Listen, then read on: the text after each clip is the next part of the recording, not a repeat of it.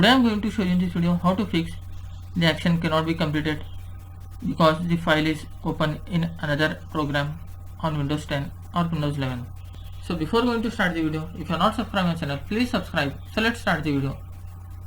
Guys, as you can see, just I will try to delete this folder, and you can see I am unable to delete this one.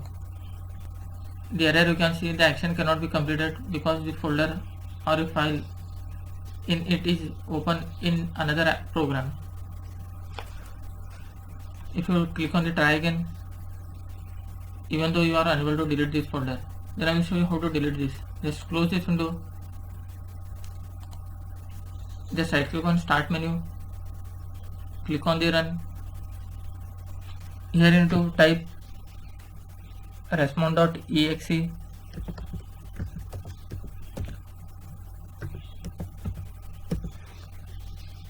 hit enter.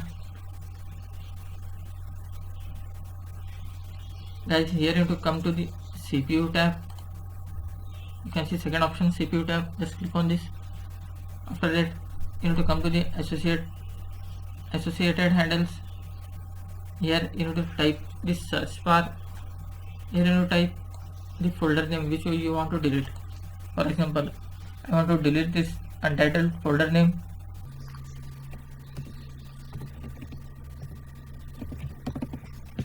You can see I type this untitled folder name.